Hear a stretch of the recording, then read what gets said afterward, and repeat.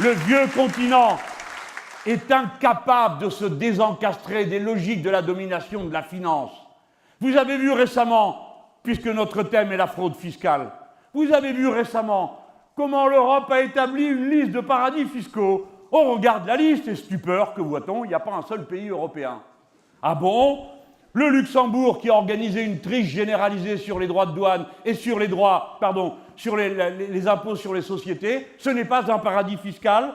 Les Pays-Bas, pays utilisé par Nike pour ne pas payer d'impôts, ce n'est pas un paradis fiscal. Malte, ce n'est pas un paradis fiscal. L'Irlande, ce n'est pas un paradis fiscal. Si, ce sont des paradis fiscaux, si on leur applique les critères qu'on applique à d'autres pays pour les montrer comme des paradis fiscaux. Et M. Moscovici, en effet,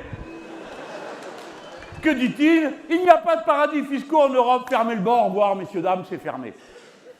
Et oui, en effet, on le comprend, parce que le règlement européen, les traités européens, dont nous ne cessons de dire qu'ils sont un carcan, qui empêchent cette Europe des peuples et cette jonction des peuples, pas seulement d'ailleurs européens, à laquelle nous aspirons, eh bien, ces traités prévoient de manière extrêmement explicite qu'il n'y aura aucune lutte d'aucune sorte contre la fraude fiscale. Au contraire, vous allez voir qu'elle va être encouragée. En tout cas, j'ai cherché des articles et j'ai demandé, j'ai dit j'en ai marre de dire que c'est dans les articles, et comme je ne dis pas de numéro, on croit que c'est pas vrai. Eh bien si, c'est vrai. Alors, les articles 113, 114 et 115 du traité de fonctionnement de l'Union européenne limitent les possibilités d'harmonisation fiscale aux objectifs exclusifs de supprimer les obstacles à la concurrence. Vous avez compris? Que pour ça.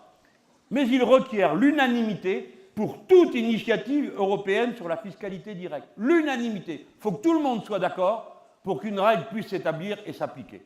Sinon, non. Alors, à l'article 63 du traité de fonctionnement de l'Union européenne, il est dit « Toutes les restrictions au mouvement de capitaux entre les États membres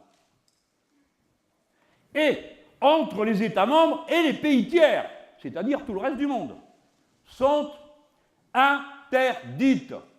Toute limitation de la libre circulation de ces capitaux est interdite par l'article 63 du traité de fonctionnement de l'Union européenne. » Alors arrêtez de venir me saouler à intervalles réguliers, à me parler des miracles de cette Union européenne qui permettrait enfin de faire face à ceci, faire face à cela, etc. Non!